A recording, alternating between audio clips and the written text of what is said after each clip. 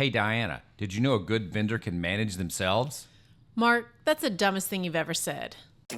Ladies and gentlemen, jurists and just curious, welcome to the Successful Barrister podcast.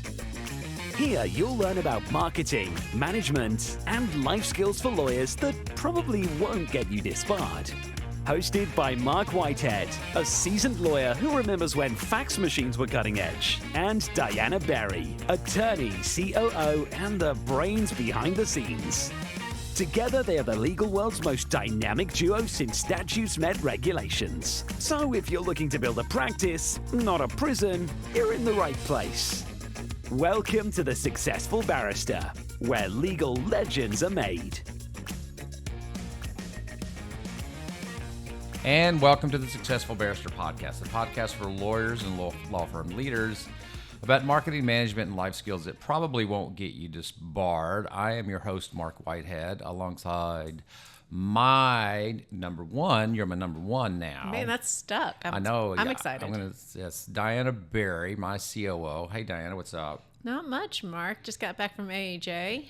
All right. So the American Association for Justice, for those people who don't know, that is our national trial lawyers organization. And we have our summer convention, which is pretty big. I heard the count at the board meeting was we had about 2,500 lawyers attend. Wow. And then on top of that, you probably have another 1,000 vendors and spouses run around. So it's a pretty big event. We were in San Francisco. Weather was much cooler. So we go from 95 and humid in Houston to 65 And windy. in San Francisco. I heard a lot of people coming from the South complain that they did not bring a jacket. And I'm like, they were freezing. I brought all my winter clothes, so I was fine. I thought it was great because I brought all my sports coats and, I was looking all dapper, had my little pocket square going and my sports coat. And I was not looking dapper, but I was warm. it is at least hard. warm enough. It's hard to do that dress in the summer in Houston. Just wearing a jacket around in Houston heat is a bit rough. So it's good to go to a cool place in the summertime. It was a great conference, and actually we are talking about vendors today on today's podcast. And I had a huge realization when I was there that I will share likely at the end of this, or maybe towards the end of this podcast, about vendors because we were at AAJ. So hopefully I'm not stepping on your great conclusion here, but so one of the things I like about going to conferences generally is perusing the conference hall. And so the conference hall was right outside of our Leaders Forum Lounge where we hang out a lot. And I don't know the exact count, but I know there were somewhere in the neighborhood of 90 to 100 vendors out there who had display booths and who were roaming around the halls, trying to hawk their products or their services or whatever it is. And, I've always told my lawyers, pay attention to what goes on in the vendor hall. Go visit these people. If nothing else, they'll buy you dinner, they'll buy you drinks, whatever. But one of the things that, the hallmark of a good vendor is somebody that's looking at the problems that we deal with on an everyday basis and trying to come up with solutions for our problems, of course, which that they can then monetize and sell to us for a profit. Mm-hmm. This is capitalism. Yay, capitalism. But, two things you can do. You can vet the vendors. You can see if they have a product that you like. Frequently, there are multiple vendors selling the same type of product. Each one of them will have a slightly different spin on their service or their product, or, a slightly different feature, different bells and whistles. And you can compare and contrast. It's like going to an auto show and you can compare Ford and you can compare Chevy and you can compare Dodge, all right there next to each other side by side. So it's kind of fun. And you can pick and choose what vendors you might want to do business with, or, my favorite thing to do is figure out what the vendor is offering and then figure out how to reverse engineer it yourself and do it on your own for a lot cheaper. Yeah, my two favorite words that you like to say. Reverse engineer this, Diana. Yes, exactly. That's 3 words. So I love going to the vendor hall, and some vendors have really good swag. I don't think I own a pair of socks anymore that is not a branded pair of socks from one of the vendors in the vendor hall, because that's now the swag du jour. Is a lovely pair of socks. And they're great to bring back for my husband that, hey, sorry I was gone so long. Oh, I got but this. Here's some free pair of socks. I got this cool green and yellow Argyle set of socks from not get those. From one of the vendors. Of course, they're always in their whatever their logo colors are. So you got to find the cool people. I got a ton of Broughton socks. They're really nice. They're nice. Those nice thin dress socks. I really like those. Oh, I didn't get those either. Yeah. So. But today I think we're talking about some best practices maybe that we've learned, both from the marketing. We're going to make this a marketing podcast, Mark. A marketing and an operations perspective. Some best practices on working with vendors. Right. Is that right? So, vendors generally come in three categories. There are the people who deal with operational issues. So you'll see a lot of them out in the vendor hall hawking their now AI product. Everybody's got to have an AI product. And then you have marketing vendors. Those are doing lead generation or advertising or internet services or something like that. And then the third I would call sort of the financial services side. So they're selling either banking products or accounting products or, basically providing capital resources, lending, whatever, basically trying to provide you financial and money resources. So those are the three categories of vendors that we typically see at these conventions. There may be a few that don't quite fit in any of those three categories, but that's kind of how my mind divides them up. And that's how my mind divides up our vendors here in the office as well. They kind of fit into one of those three buckets. But anyway, that's kind of how I view it. How do you view it? You're looking at me strangely, like I just went off the script again. Well, I think you did, but that's okay because I think I'm gonna come back to the script somehow. I don't think about vendors in terms of what they can offer us. I think about vendors in terms of change management, because inevitably, regardless of, particularly from my perspective, operations, every vendor that I select is going to change or move somebody's cheese in operations. Like I whether that be an HR or PEO. So I'm sometimes moving insurance, or definitely going to move the way that you clock in, clock out. IT services, our phone vendor, our case management vendor.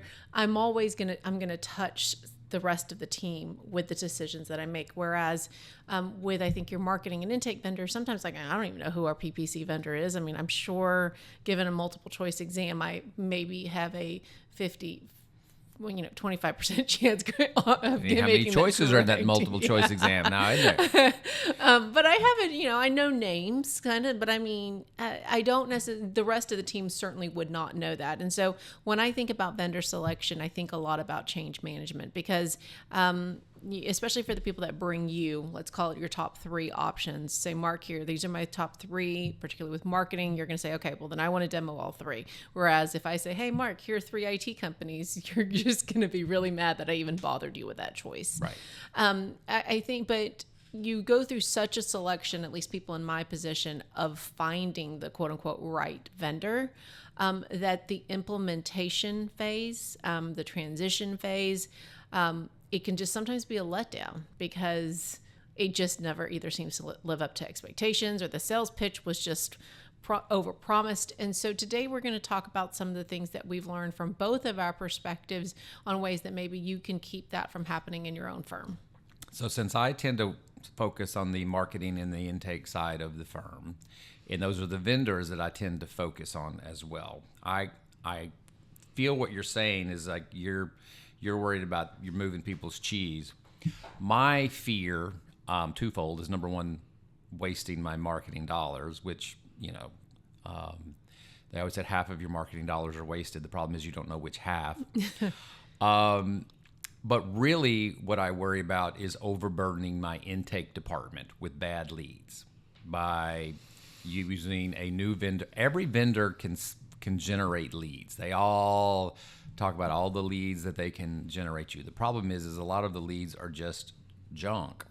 And so you'll come up with this vendor and they're like, hey, we'll send you X, Y, and Z or 100 leads a month or whatever. And like, can you handle that? Well, my question is, are they worth a crap? Are they worth handling?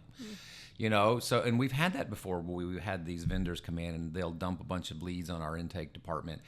And then the intake department sifts through them and they were just junk. And so basically I just really weighed down my intake department. The opportunity cost, there's only so many leads that a certain number of people can screen effectively. And if you're burdening your intake department with a bunch of poor leads, that means there's probably some good leads that they're not getting to as effectively as they should. So I view it the same way you do it, just through a slightly different lens. No, absolutely. I mean, it's, at the end of the day, it's waste, however you want to choose it. So, you know, the one thing before we go to break, Mark, that I wanted to at least be crystal clear about is to know exactly what problem you're trying to solve before you go into vendor selection. And I think that sometimes we're just not sure. We know there's a problem, but is it a people problem or is it a platform problem or a technology problem? No amount of technology is going to solve a wrong person, wrong seat problem, to use EOS speak. And I think that I think when I think about vendor selection, I think about this quote, which I think Einstein, at least, is widely. I think he said it. Uppity in this podcast. Well, I think he said it. The internet was not sure. We'll remember to not fact check this. But he said, if I had an hour to solve a problem, I'd spend 55 minutes thinking about the problem and 5 minutes thinking about solutions. And so I would just work through first what is the real problem you're trying to solve before thinking that a vendor's going to The 5 whys. Ask the 5 whys. Exactly. And actually, that's where I was going with it next. That wasn't even in the outline. Did I jump your quote? You did. Well, Bezos, you know, he's said to I don't have read the be outlines really, ahead of time. You realize that? I know. It really bothers me, but that's okay. So Bezos is said to have used the 5 whys in terms of a root cause analysis in Amazon to make sure that you're actually really understanding what happened or why something happened the way it did. And so I think the 5 whys, to your point, can absolutely help you get to whether or not vendor selection or vendor transition, because that's a pain too, is really going to solve the problem you think it's going to solve. All right. And with that, we'll be right back. This podcast is sponsored by Marc Whitehead Associates, a national disability benefits law firm. Marc Whitehead runs a firm of over 60 dedicated people whose mission is to make a difference in the lives of our injured and disabled clients. Marc represents disabled claimants in Social Security disability, private disability insurance, and veterans disability claims in all 50 states. Marc Whitehead is double board certified in both Social Security disability law and personal injury trial law. Marc has litigated disability cases in over 40 states and counting and can help your clients too. Stop throwing your phone calls away. Call Marc Whitehead at 701-VIP-LEAD. That's 701-VIP-LEAD. Or visit our website at disabilitydenials.com. Referral fees are paid in all jurisdictions where it is permitted. Refer us your disability cases today and know that your clients will be in good hands. And we're back. All right. So before we get into the vendor thing, I thought I would, I'd forgotten about this. I was going to bring it up the first section, but bringing it up now. We just dropped our 52nd episode, our 52nd podcast this past week. Of course, we generally record about 2 weeks in advance. So by the time this comes out, we'll be on 54, 55. 52 weeks in a row, we made it with this podcast. An entire year without missing a single week, of which none of y'all thought we could do. And I just want to say, yay us. Yay us. See, we stuck to it. I said we're not missing.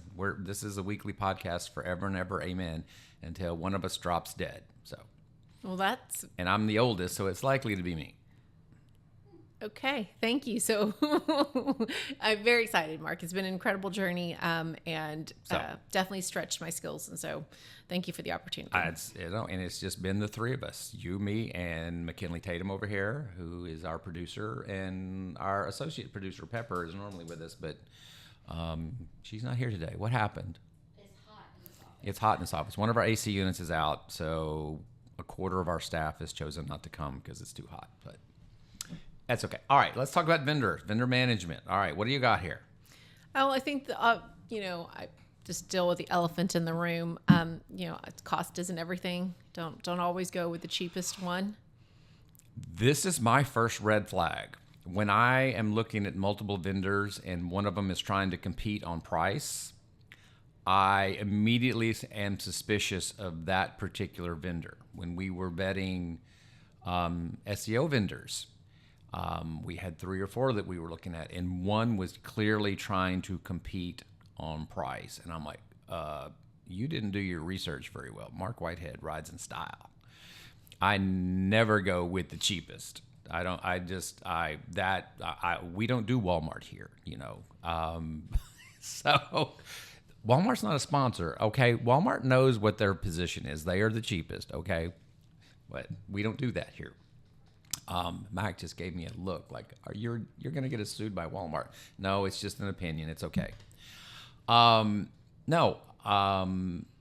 will definitely consider the highest price person if I think there's value there, if they can deliver. And so how do you make those? What things do you consider when you're evaluating 3 to 4 SEO vendors? So I think the first thing is track record. SEO has so many fly-by-nighters out there. I mean, I don't know how many friends of mine have come to me and said, "Hey, Mark, my kid's in college. He just started making websites. Can he, you want to talk to him?" Like, no, not at all. He has no track record. 2 examples of very close friends of mine / maybe family members who did exactly that. They hired some fly-by-night SEO vendor to come in and start up their website and develop their website, and both of them are out of business, and both of these people can't get into their own websites. That's ridiculous. You need somebody that's got a track record.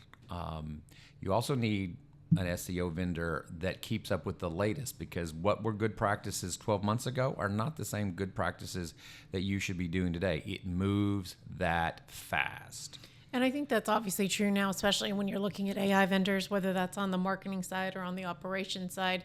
You have so many new companies, even walking the AAJ exhibit hall, like, well, how long have you been in business? Oh, we'll be, 8 months next month. And I'm like, okay, thank you. Yeah, thank you very much. Yeah. Thanks for the socks, but you can experiment on somebody else's dollar. Yep. You can prove your concept with somebody else's money. You're not doing it with me. That would be number one when it comes to this sort of setup. I mean, the other thing I do is I just look at recommendations.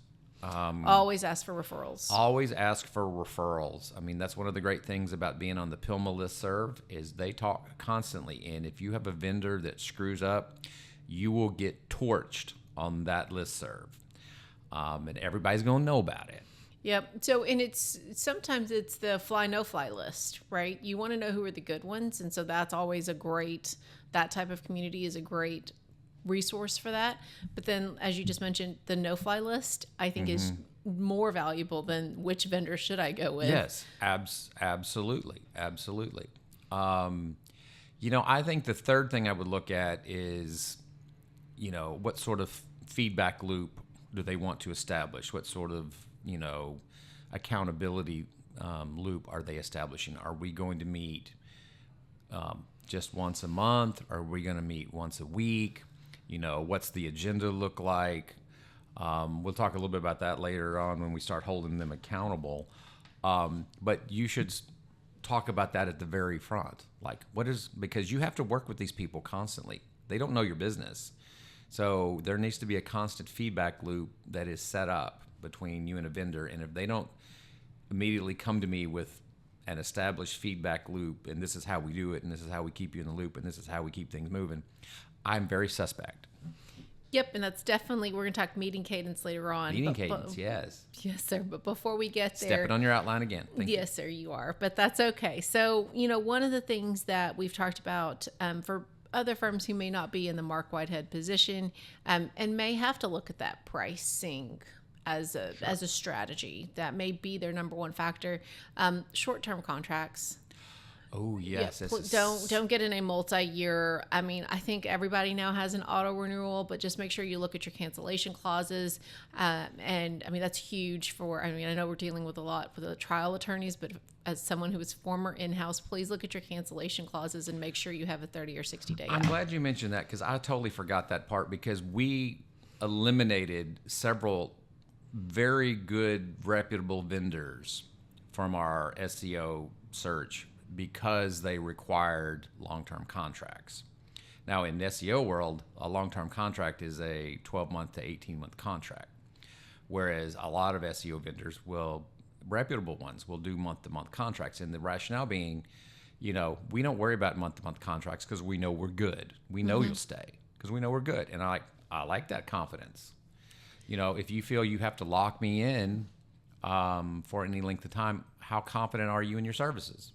Exactly. And so, the last thing I would say on this point is that from my experience operationally, as you're growing, know when to scale up in a vendor and know when to scale down in a vendor. And so what I'm saying is, within my first 2 years here, I changed two of our, the backbone of our firm in our PEO, basically our HR, our payroll, our clock in, clock out vendor, and our IT MSP, the people that handle everything from our Office 365 licenses to our cybersecurity.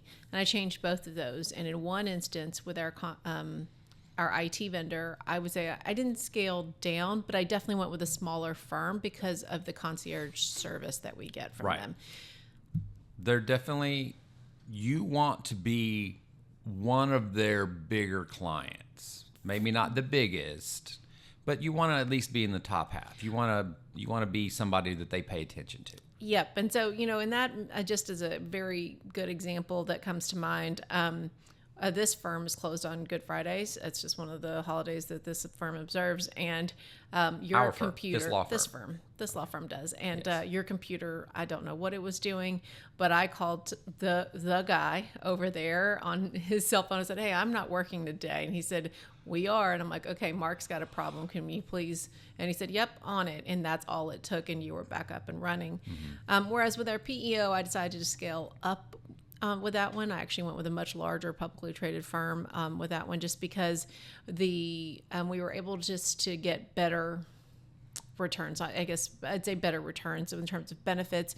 You were just playing on a much larger scale. What is a PEO again? A professional employer organization. Okay. And so at the end of the day, staff leasing organization.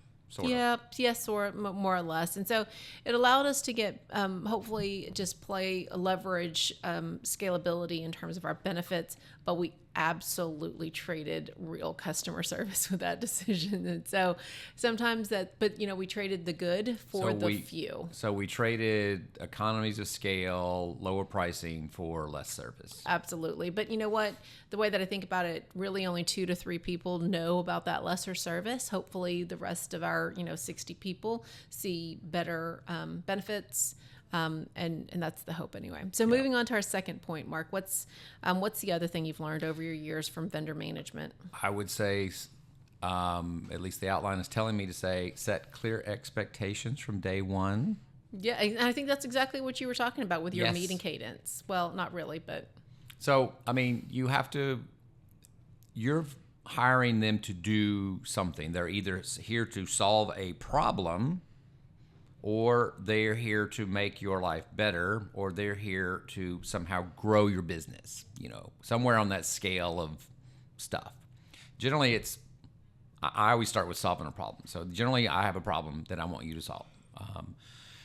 Either I don't have enough leads coming in, or my computers don't work well enough, or we have a slowdown or bottleneck within our operations that we would like some technology to fix. Something. We have a problem that we would like fixed. So the clear expectation from day one is, okay, you're hired to fix this problem. Let's define the problem. Let's set the parameters. Let's set a timeline. How soon is this going to be implemented? What does our feedback loop look like? You know, what is this going to cost me? Are there anything that is not included in your course and scope of work that might cost me extra? Because Mark always wants more. Mm-hmm. You know, I'm always getting this. Well, that's not within the scope of our contract. That would be an extra charge. And I'm like, okay, let's look at the contract again. So always having clear expectations, you know, setting the ground rules from day one. Who's in charge? Who do you answer to? And I think that scope of work is going to be instrumental in defining what problem we're actually trying to solve. You know, we always talk about KPIs almost ad nauseum on this podcast, but really understanding, okay, we're here at day 0. Where do you think we'll be at day 90, for example? So that whether you're changing from, you know, your phone services to something else, like, okay, by day 60, we'll be up and running and you will be fully functional on our new phone service. We just transitioned our answering services. Okay.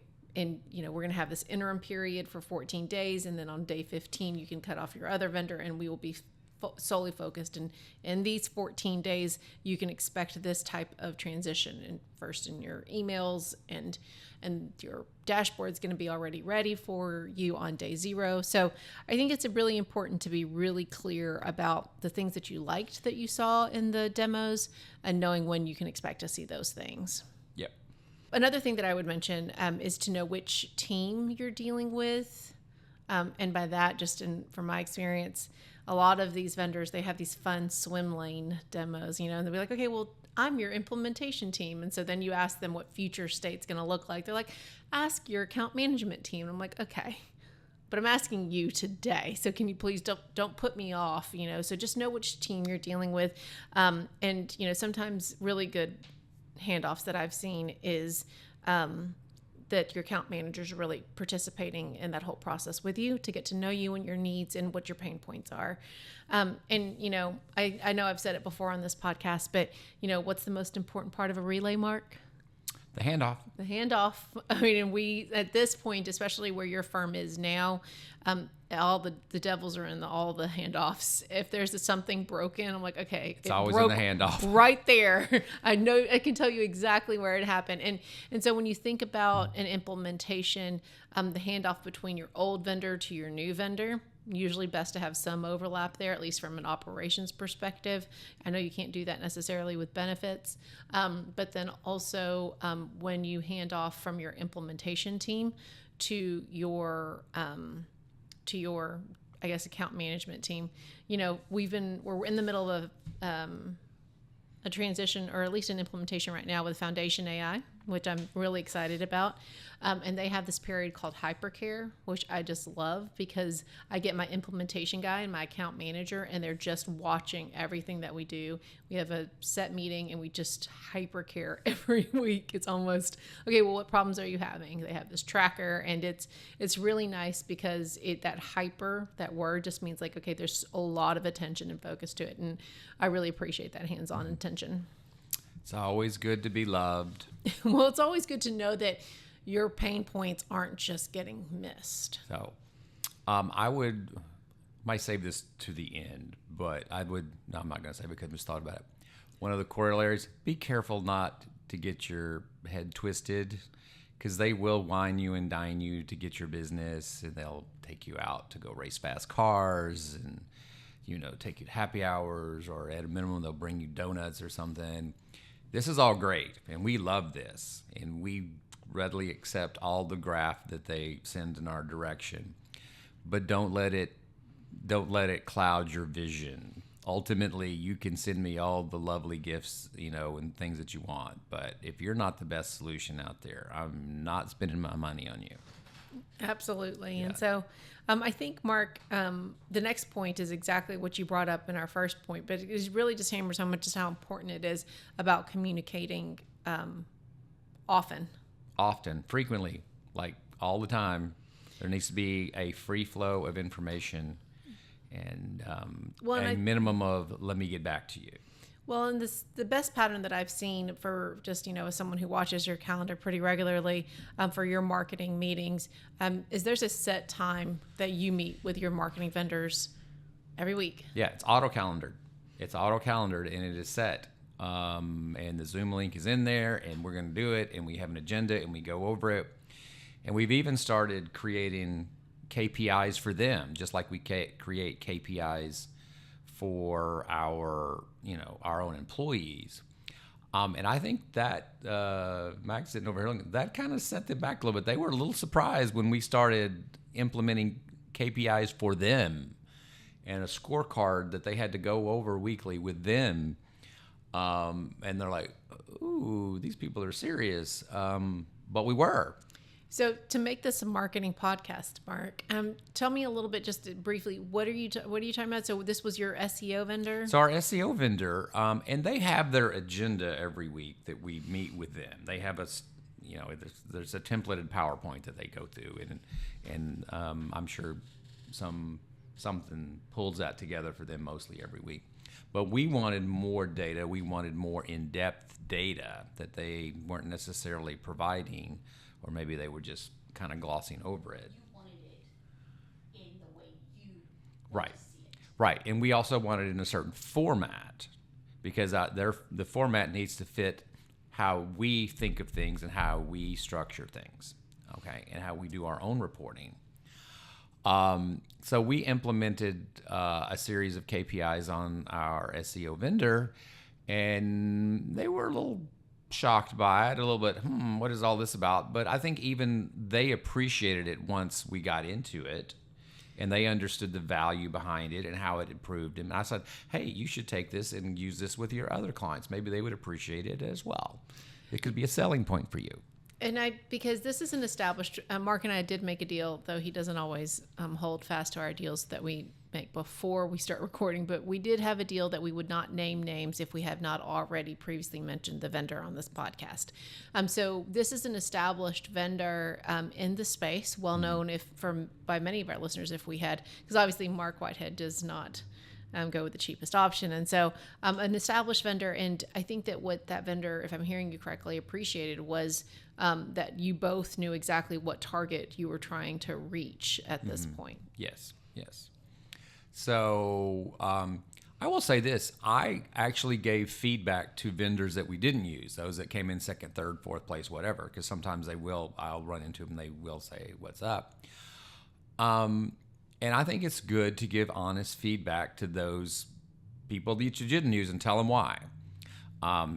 Two of them I told straight to their face, the reason that you were eliminated from was the length of the contract that you required. And they go, oh, okay, I appreciate that. And they hand me a pair of socks, okay? I remember another one, I said the same thing. I said, number one, you're just, I didn't pick the most expensive SEO vendor. I picked a higher end one, but not the most expensive. And I told the other one, number one, you're too expensive. Number two, you wanted to rebuild my entire site, and I didn't want to rebuild the entire site because that's a lengthy process. And, number three, your long-term contract. And I gave him feedback, and he appreciated it, and I think he bought me a drink. So you can still get the graft as long as you give them feedback. And you might need them in the future, It is a very small industry. It is a very small industry, and at some point in the future, you might choose to switch if something happens. We have switched vendors before. So I've always... and I don't know about how it is in marketing, but legal SaaS, so legal software as a service, like legal SaaS companies. Is that what SaaS means? I keep hearing that word, but Yep. Software as a service? Mm-hmm. Okay, wow, you learned legal something. SaaS companies, the people, the reps tend to just move. Right. So from company to company. So you may deal with that rep. That rep will person. be moving to the next company in the next year because they tend to bounce. Exactly. Well, it's got to be an interesting, and whatever. They've just got to have an interesting model over there in that world. But don't burn any bridges. And, when we talk about communication, Marc, I think about escalation because, and especially because from my seat, sometimes I am the implementation person and sometimes I'm just periphery. Mm-hmm. And if I get brought in as someone who's usually on the periphery, it is as a means of escalation. And so you have to know when and how to escalate, particularly in the beginning parts of an implementation when you're selecting your vendor.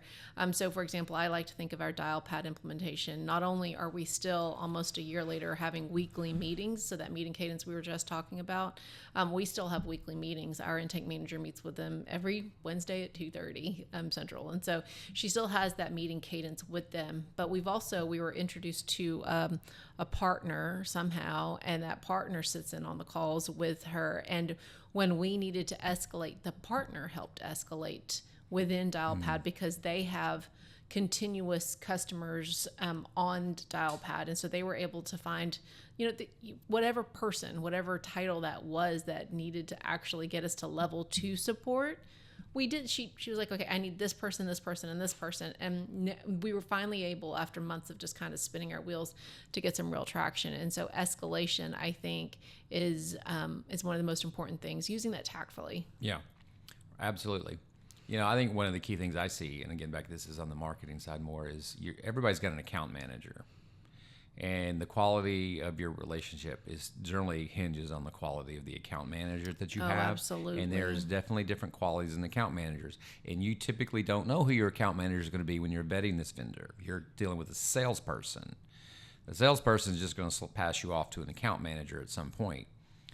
And I would say, do not be afraid, if you're not real happy with your account manager, to ask for a change. Yes. I've had plenty of people. I don't know that we have done it. We just ended up moving to a different vendor. But thinking back on it, I may think next time, if we have such an issue, is maybe the quickest thing to do before pulling the plug on the vendor altogether is just ask for a different account manager.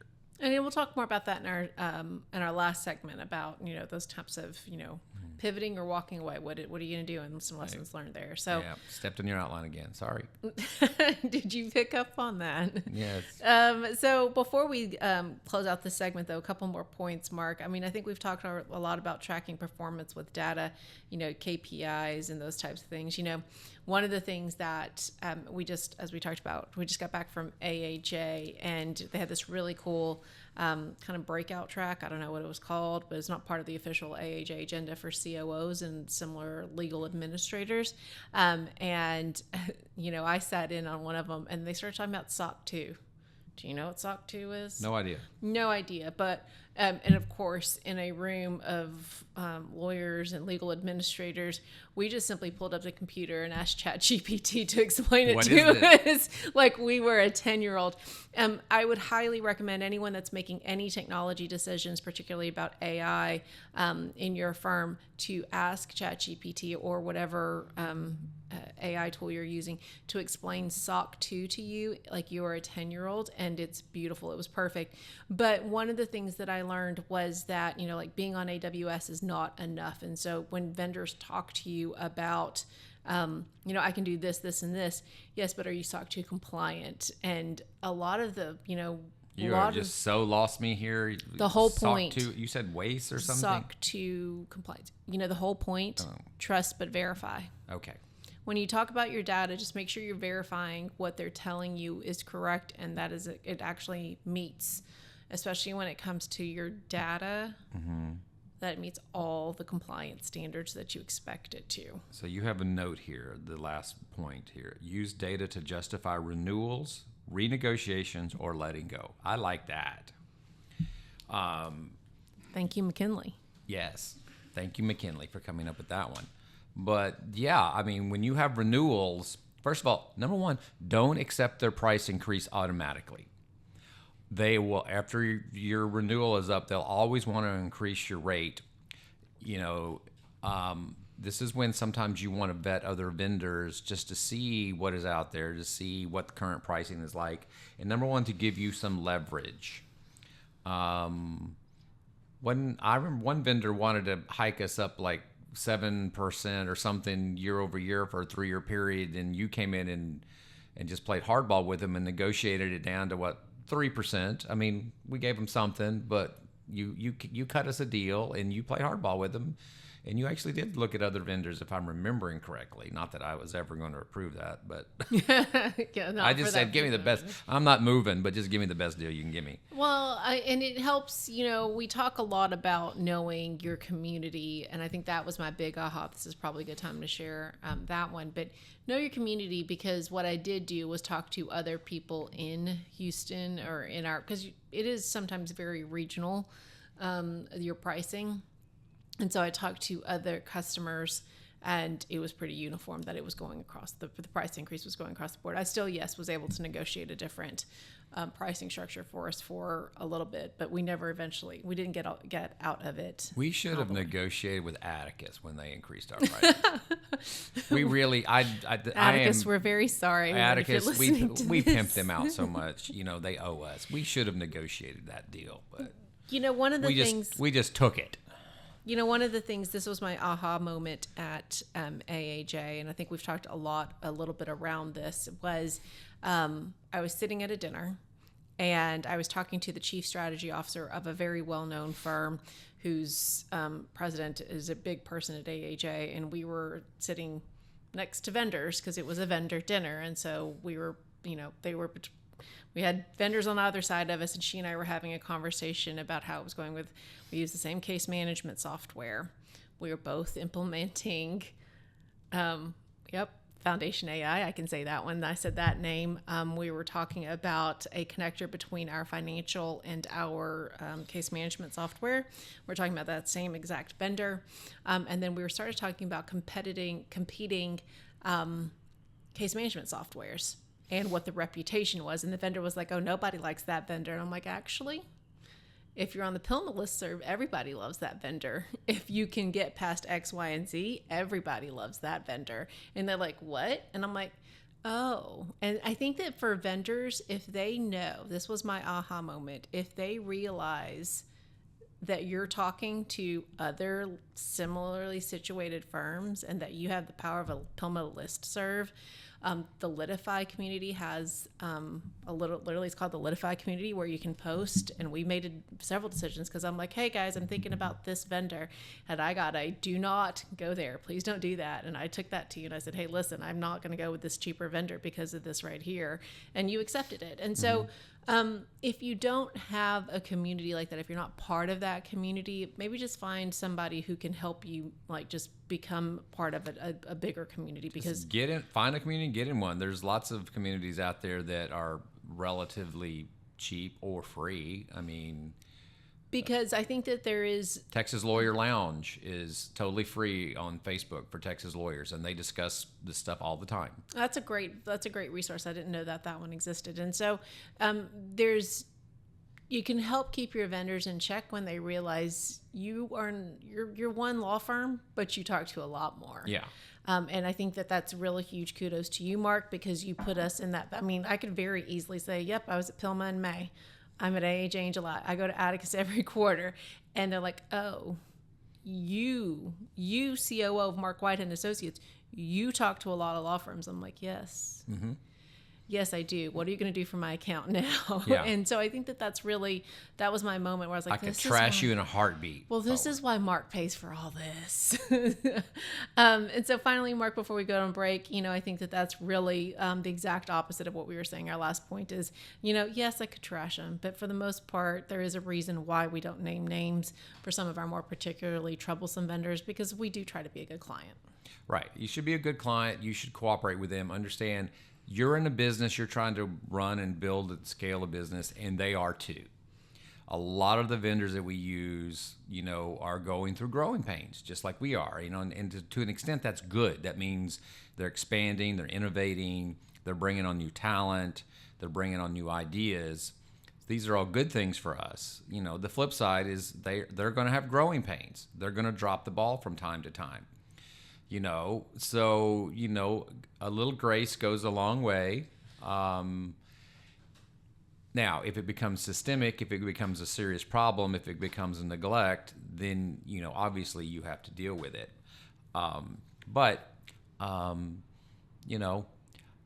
If you give them a little grace, a lot of times they will go the extra mile for you the next time. Well, I don't know. So I guess it's my turn to tell stories this podcast. So I had a vendor recently, one of yours, that I was on a call with that. I mean, mocking would be very polite. I mean, straight up mocked me, talked over me, laughed at me. And, I got an apology. I haven't even No told you way, this. you I did. got an apology from the salesperson over that. She knew what happened. And Well, so I think that, it took a lot of professionalism to not to not be a lawyer on it, right? Like because I wasn't at that moment. I was really there as COO, and as a lawyer, we all can definitely get our egos, and I was very professional, but I think it requires grace on both sides. It was something you clearly wanted to implement and move forward with, and I think it took grace on both sides to just be like, okay, we're going to work through this. after the podcast, I have to tell you the whole story about AAJ, because I was with the salesperson at AAJ. And Well, we're gonna wrap this one up quickly, guys, because I want to know, because it was not a fun experience, and so you definitely when you're dealing with tough situations, just requires grace for both parties. Yes. So when we close, Mark, we're gonna close and I guess know when When to walk away. when to walk away. When to walk away. This is Marc Whitehead, lawyer, entrepreneur, and business coach. Thanks for listening to the Successful Barrister podcast. If we've stirred your juices, hit me up with an email at mark@markwhitehead.com. Remember, Mark is spelled with a C. And get on the Successful Barrister newsletter mailing list. Even better, let's set up a call. I'd love to talk to you about working together, talk shop, or just shooting the breeze. Oh, and we're back. See, I said take the lead. Oh, I didn't. I missed that part. This You number don't- one thing's getting in my You don't head. take cues very well. It's okay though. So Next time, I'm just going to throw a pin at you. that will not be the first time, sadly. But I think in closing, Mark, sometimes it can work and sometimes it can't. Yeah. There are times when the relationship has run its course, and for whatever reason, it's not a fit. I will point out our prior PEO vendor, our prior payroll person. I don't know. I know what a PEO is. I'm not sure everybody else knows what a PEO is, but it's a staff leasing company. Okay. And clearly, they were just not interested in working with us, not interested in cutting the deal. I think they had grown to the point that we were no longer one of their bigger fish, and they just lost interest in us. Okay, that relationship clearly just ran its course. C'est la vie, moving on. Yep. And I think that to your point, I actually very recently, you didn't know this, but I very recently hit a point with a vendor. I couldn't walk away from the contract. So all I did was ask for a new point of contact for blank. Change your account manager, change your point of contact, whatever it is, Yep. whatever they call themselves. I just asked for a new point of person. And so far it is, I'd say, definitely changed the tenor of the relationship with the vendor. Just You've having now a new become person. that person, because when you ask for a change of an account manager, that gets run up the flagpole. Yep. Somebody upstairs all of a sudden has to take notice of that when that happens, and then they get involved. And I'm not looking And to then the ruin next one careers. is warned. The next one is Yeah. on notice. Well, but here's what I will say. They were very much. It definitely did. Yeah, it raised some red flags internally in that company when I asked for it was very simple email. I would like a new account manager for blank. And they're like, oh, why would you? What's going on? And I very simply said, I have a job, and it's not to make sure she does hers. I was at that point keeping a list of all the things that I had emailed I her like that. because I didn't know if she would ever reply. So I would have to keep my running list of, okay, emailed blank person on this day, schedule follow up in 3 days to see if she replied or whatever the case was. I have a job, and it's not to make sure that the vendor's doing that. And so I think that hopefully, the verdicts or the jury's still out, but hopefully that will change our satisfaction with that vendor. There are times when certain vendors just don't keep up with the times. So I remember when we switched over to Litify from our former case management software. That case management software probably hadn't changed significantly in 10 years.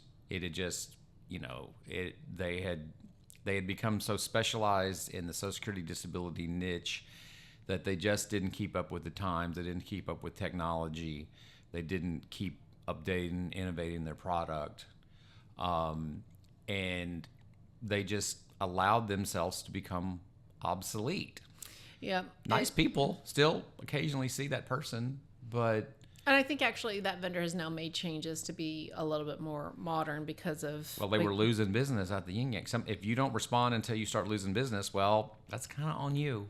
Yep, and I think COVID that necessitated a lot of change in the tech space because of obviously the whole remote thing. Well, that was it. That was one of the things, is that product was not remote friendly at all.